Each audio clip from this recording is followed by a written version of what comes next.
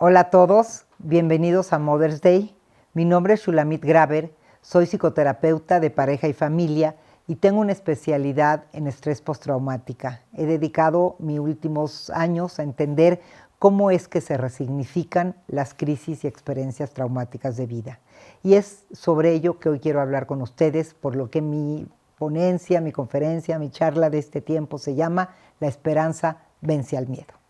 No es lo que te pasa, sino lo que haces con lo que te pasa. ¿Qué quiere decir la esperanza vence al miedo? Hablaremos del significado de la esperanza y de la libertad interior. Entenderemos qué es el miedo y cómo opera en nosotros. Y por qué no es lo que nos pasa, sino lo que hacemos con lo que nos pasa. Veremos cuáles en verdad son nuestros retos como individuos, parejas y familias, sobre todo en estos momentos que estamos viviendo una cuarentena compleja. La esperanza es tan imprescindible al sentido de la vida como el oxígeno a los pulmones. Mantener la esperanza cuando nos enfrentamos a fuerzas abrumadoras, ¿qué es lo que nos permite? Nos permite empeñar nuestros mejores esfuerzos. Hoy estamos viviendo una privación de nuestra libertad.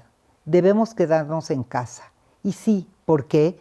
Por nuestra salud, las de nuestros semejantes, un verdadero acto de solidaridad. Pero nuestra libertad interior permanece intacta. Nadie ni nadie puede secuestrarla. Y citando a Viktor Frankl, dice algo muy importante. Al hombre se le puede arrebatar todo, salvo una cosa, la última de las libertades humanas, la elección de la actitud personal que debe adoptar frente al destino para decidir su propio camino. Y hablando desde mi propia experiencia, para mí la libertad es y ha sido un marco de referencia en mi vida. Y les voy a explicar por qué. Yo viví una experiencia de secuestro hace 12 años y me he cuestionado a partir de ese momento, en verdad, ¿qué es la libertad interior? El miedo, la esperanza y sobre todo la inmensa posibilidad de resignificar lo que vivimos para fortalecernos a través de una crisis de vida o experiencia traumática y convertirla en una oportunidad de crecimiento. Y así, bajo esta premisa, viví mi experiencia de cautiverio y así me vivo día a día en mi trabajo, exhortando a las personas a recobrarse de la adversidad más fortalecidas y dueñas de mayores recursos. Ese es un gran reto, pero me parece que es lo que toca en la vida, siempre resignificar lo que vivimos. Y se trata de un proceso activo de resistencia, autocorrección y crecimiento como respuesta a las crisis y desafíos de la vida. Siempre seremos más que lo que vivimos. Nadie ni nada puede agotar nuestra realidad. Una circunstancia o un evento no puede englobar la totalidad de nuestra identidad, ya que si eso es lo que nos define, podríamos olvidarnos de quiénes somos. Es por ello que hoy mi reto consiste en transmitirles esta idea de compromiso personal con nuestra propia historia, con lo que vivimos día a día, ya que únicamente el 10% es lo que nos pasa y el 90% es lo que hacemos con lo que nos pasa. Por ello, debemos tener siempre la sabiduría de transitar del caos al orden, del caos que nos genera una situación como la que estamos viviendo ahora, que nos desorganiza, desestructura y de pronto nos paraliza para conquistar un nuevo orden. Como dice Albert Camus, en medio del invierno aprendí que finalmente había en mí un verano invencible. Al construir nuestra resiliencia, vamos integrando totalmente la experiencia de la crisis a la trama de nuestra identidad individual, a nuestra vida, a nuestra trama colectiva, lo cual influye en nuestra forma de vivir no solo nuestra vida de ahí en adelante, sino la de toda nuestra comunidad. Pero ahora hablemos del miedo. ¿Qué es el miedo y cómo se instala en nosotros? Es importante entender que cuando pasamos por situaciones complejas como la que yo viví o como esta que estamos viviendo todos, que está fuera de nuestro control y que todos estamos fuera de control, lo que tratamos de hacer es encontrar las herramientas internas que tenemos para buscar la solución. En nuestra vida todo el tiempo nos vamos enfrentando con situaciones estresantes, pero cuando las herramientas que tenemos hasta este momento no nos están sirviendo y no nos están ayudando para enfrentar lo que estamos viviendo, es donde se instala el miedo, el pánico, que es producto de la incertidumbre. Y esto ocasiona una reacción aguda al estrés, lo que puede convertirse después en el tan conocido estrés postraumático. ¿Por qué? Porque surgen angustias innombrables, que no sabemos siquiera cómo llamarlas. En ocasiones hasta son innombrables por la culpa y la vergüenza que nos ocasiona siquiera ponerle su nombre. Recordemos que la vibración de miedo y de preocupación baja el sistema inmune, tanto físico como emocional, y baja nuestra capacidad de resolver o pensar en positivo. Es por eso que Boris Cyrulnik, un neurólogo psiquiatra y de los grandes pioneros en el tema de la resiliencia, opina que el dolor es inevitable, pero el sufrimiento es opcional. Cuando vivimos una tragedia, estamos a la defensiva, estamos en modo sobrevivencia, intentando sobrevivir sin sentir, no queremos sentir, encapsulamos nuestras emociones para estar listos para lo que viene, para luchar, pero después surge el altruismo. Y muchos se vuelven altruistas porque queremos ayudar después de que pasa la crisis y después de que podemos salir del modo sobrevivencia. Así que el primer paso es no negar el miedo. El segundo paso es empezar a enfrentarlo. Y cuando uno deja de negar el miedo y lo enfrenta, hay un montón de cosas que podemos hacer para ello. Lo primero es ocuparse. El famoso dicho que dice, ocúpate, no te preocupes. Es muy útil. Tenemos que tener rutinas en esta cuarentena, porque esto nos lleva a una higiene mental, no solo física. Y ahora esta frase que tanto digo, que no es lo que te pasa, sino lo que haces con lo que te pasa. ¿A qué se refiere? Se refiere a 3 ideas fundamentales que siempre tenemos que tomar en cuenta. 1, ciertamente la vida no se vive con borrador. Lo que vivimos, vivimos. Pero de lo que siempre nos podemos hacer responsables es de lo que hacemos o de lo que elegimos hacer con lo que vivimos. Y para eso tenemos que recordar 2 principios poderosos. El procesar, acomodar y resignificar la experiencia traumática sí es responsabilidad de quien la vive. Nos pueden pasar cosas, pero eso sí tiene que ver con nosotros. Eso sí somos responsables. Y el segundo punto importante es que para sanar, saber no es suficiente. Debemos aplicar. Y desear no es suficiente. Debemos hacer. Y quisiera hacerles una pregunta. ¿Qué puede ser útil después de una crisis o experiencia traumática? Justamente dejar atrás los porqués y preguntarnos el para qué. ¿Para qué llegó esta experiencia a nuestra vida? ¿Qué creen que debemos aprender de ella? ¿Y en quién queremos convertirnos para superarla? Porque si no te haces esas preguntas ahora, no va a haber tiempo para responderlas. La vida nunca se pone en pausa. Recuerden que vivir es una constante. Solo vivimos una vida, es una sola vida. Y en esta única vida deben caber y coexistir todos los eventos que vamos a atravesarnos. Por eso la idea de que el tiempo debiera pararse mientras resolvemos es una ilusión que dista muchísimo de la realidad. Recuerda que el tiempo es tu amigo, camina con él, ni detrás ni delante. Porque una de las realidades más misteriosas del hombre, y que es parte del misterio humano, es la temporalidad. Ser hombre, ¿qué es? Vivir en el tiempo. El tiempo le da marco de referencia a nuestra vida. Entonces, yo te invito a preguntarte, ¿haces más de lo mismo buscando resultados diferentes? Porque hacer más de lo mismo buscando resultados diferentes no va a funcionar.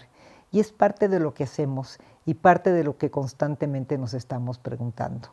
Entonces, el mito del tiempo es algo que tenemos que pensar todos en estos momentos, porque el tiempo lo cura todo. Yo no estoy de acuerdo. Recordemos que hemos pasado por un recorrido emocional muy rápido en el tiempo desde que esto empezó. ¿Por qué? Porque comenzamos con una negación. Esto no va a pasar. Así empezó nuestro tiempo. Luego la rabia, ¿Por qué no tomamos medidas antes? ¿Por qué no fuimos conscientes de que nos podía suceder? Y luego, los miedos. ¿A qué tengo miedo? Después la aceptación. Me siento triste, vulnerable. ¿Qué me está pasando?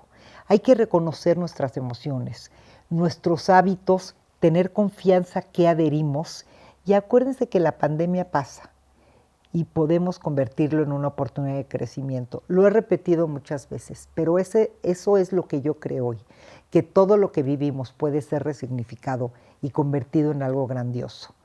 Las crisis son oportunidades fabulosas de ver cómo estamos con nosotros mismos, qué tipo de valores en verdad usamos, no cuáles tenemos, sino cuáles usamos. Podemos reflexionar sobre esto y nos puede volver más humanos. Todos estamos aprendiendo, nadie sabíamos cómo manejar esto. Creo que todos los que estamos viviendo en este planeta estamos aprendiendo sobre la marcha. Debemos tener un buen liderazgo como padres de familia, para ayudar a transmitir paz y asertividad a nuestros hijos, a nuestra pareja. Por eso es importante entender qué nos está sucediendo a nosotros y de dónde viene todo esto que creemos, que pensamos, que sentimos y por ende que hacemos. Y entender qué son las creencias, de qué están hechas y cómo se configuran. ¿Son propias o heredadas? ¿Por qué creemos en lo que creemos? ¿Cómo afectan a la construcción de nuestra identidad y cómo impactan a su vez estas creencias para elegir la vida que queremos vivir? Y por último, ¿cómo podemos transformarlas y transformarnos a nosotros mismos? Las creencias equivalen a la parte emocional de nuestro ser. ¿Qué creen? Como los genes a la parte física, biológica o química. Y estas creencias nos van dando identidad y formando nuestros pensamientos y emociones. Todo esto a lo largo de nuestra vida. Por eso los dichos populares que repetimos se vuelven creencias. Y Aristóteles decía que es más difícil despedirnos de un vicio que de una creencia. Fíjense qué fuerte. Es más fácil dejar un vicio como el alcohol, como las drogas, escúchenlo bien, que despedirnos de una creencia, de algo en lo que creemos. Les voy a explicar por qué. Porque hay una pirámide donde hasta abajo están nuestras creencias. Porque creo en lo que creo origina nuestros pensamientos. Y porque pienso como pienso se origina un sentimiento y después viene una acción. Y esta es la pirámide. Así que las creencias son las responsables de nuestras acciones. ¿Y de dónde vienen estas creencias? Las creencias se transmiten a través de las generaciones, igual que los mitos, las ideas, los valores, los dilemas, los miedos. Y esta transmisión es casi automática, de una generación a otra, ya que en ocasiones ni siquiera nos damos cuenta de que estamos repitiendo pautas de generaciones anteriores, y no solo eso, sino que ni siquiera nos detenemos a cuestionarnos si creemos en eso, y ni siquiera sabemos si nuestras creencias son propias y ya las estamos repitiendo. Por ejemplo, si nos gusta o no un determinado valor como para hacerlo nuestro, si esta idea es nuestra, sino que la repetimos en automático. ¿Y por qué la repetimos en automático? Por dos cosas, por aprendizaje y por lealtad. Porque así aprendí a vivir, y por las lealtades invisibles, porque tenemos lealtades a las generaciones anteriores, a nuestros progenitores. Y mucho de lo que estamos viviendo ahora y de cómo lo estamos enfrentando tiene que ver con la forma en que nos enseñaron a enfrentar las crisis. Es muy importante eso, pero siempre podemos cuestionar y cambiar y elegir si esa es la forma en cómo queremos manejarnos. Fíjense qué interesante es el circuito del cambio. Cuando logras cambiar tu forma de hablar, de cómo te dices las cosas sobre una situación, logras percibir las cosas un poquito diferente. Y entonces cambian las formas de tus pensamientos y creencias, así como tu propia historia de lo que te estás diciendo. Cambia tu experiencia interna. Entonces vas a realizar acciones que se reflejan en conductas específicas, que a su vez reflejan en tu medio ambiente contexto. ¿Y qué es lo que pasa? Empieza a cambiar tu cerebro, tu neurología, y entonces vas a tener una nueva visión de ti misma. Y cualquier técnica que rompa el patrón neurológico incide en tu contexto y en tu acción. Y hoy se sabe que así como podemos cambiar nuestra información genética a través de nuestro estilo de vida, estrés, etcétera, etcétera, podemos cambiar patrones emocionales y desactivar conexiones neuronales y viceversa. Fíjese qué interesante. Cuando hacemos un cambio, cambia un patrón de cómo estamos conectados aquí en nuestro cerebro, con nuestras neuronas. Y también a través de nuestros pensamientos y que lo que nos decimos de las cosas, podemos cuestionar nuestras creencias. No son fijas, son dinámicas, las podemos transformar y transformarnos, lo cual resulta muy, muy liberador. Cuestionen sus creencias y de esta forma la identidad será dinámica y no fija, como se creía. No somos, nos convertimos y nos transformamos continuamente. Fíjense qué increíble. Como individuos, como parejas, como padres, siempre podemos transformarnos, pero esto también depende de la forma en que nos contamos o narramos lo que vivimos para construir nuestra realidad. Pero si no cuestionas tus creencias, si no cuestionas tus patrones, ¿qué va a pasar? Te vas a quedar estático y corres el riesgo de siempre quedarte atrapado en tu pasado y que tu pasado se convierta a tu futuro y no pases por un presente donde haya una conciencia. Y entonces, ¿cómo preparar la mente para un nuevo futuro? Esto es algo muy importante. Donde pones tu atención, pones tu energía. La intención marca el recorrido de la flecha, no es la fuerza de la flecha, es la intención que tú le pones a las cosas. Y seguramente todos alguna vez nos hemos cuestionado, ¿por qué nuestra vida es como es? Y también, ¿cómo podría ser diferente? ¿O qué haría si mi vida fuera diferente? Pues este es un gran momento para cuestionarlo, porque para responder a la primera pregunta, puedes hacer un recorrido a lo largo de tu vida, de tus creencias, y darle un sentido consciente a cómo quieres cambiar, o qué quieres dejar, qué quieres soltar. Y para la segunda, puedes crear y construir la vida que te gustaría tener. ¿Cómo? Visualizándola, agradeciéndola, y no solo preguntándote, ¿qué harías si fuera diferente? Tú puedes hacerlo diferente y tener la vida que eliges tener hoy, tal cual tú quieres que sea. Para empezar a lograrlo, te propongo este ejercicio que es muy útil. Visualiza y agradece. Visualiza con mucha claridad algo que quieras cambiar o algo que tú quieras lograr o conquistar. Tienes que crearte una fotografía mental muy clara y cada mañana al despertar y por las noches al irte a dormir, mira esa fotografía y agradece que ya es una realidad. Tú la miras y la agradeces. No te atores con el cómo sucederá. Confía. Déjale eso al universo. Tú solamente concéntrate en visualizar y agradecer. Recuerda que cuando el pescador no puede salir al mar, utiliza el tiempo para reparar sus redes. Este es momento para reparar nuestras redes interiores. O como bien decía Viktor Frankl, cuando la situación es buena, disfrútala. Cuando la situación es mala, transfórmala. Cuando la situación no puede ser transformada, transfórmate a ti mismo. Les dejo 3 preguntas muy importantes. ¿Quiénes éramos antes del coronavirus? ¿Quiénes somos ahora en este momento?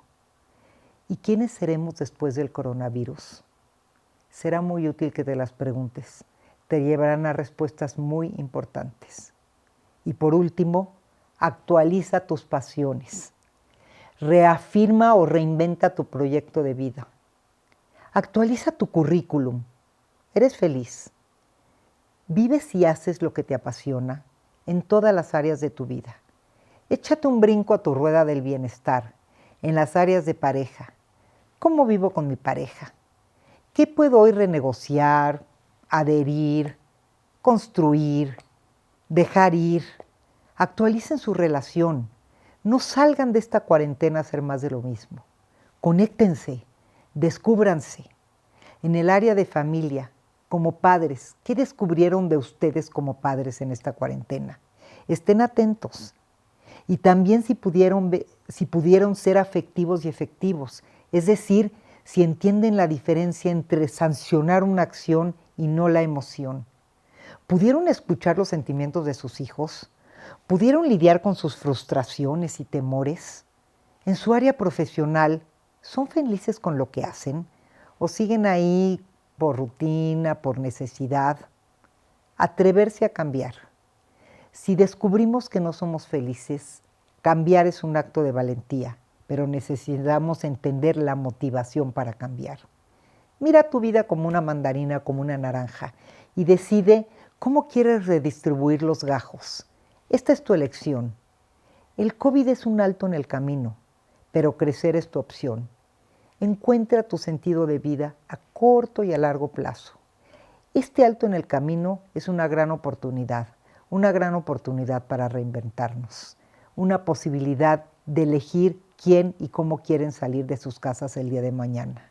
Recordemos que la calidad de nuestra vida depende en gran parte de la manera en cómo enfrentamos nuestras emociones, nuestros sentimientos.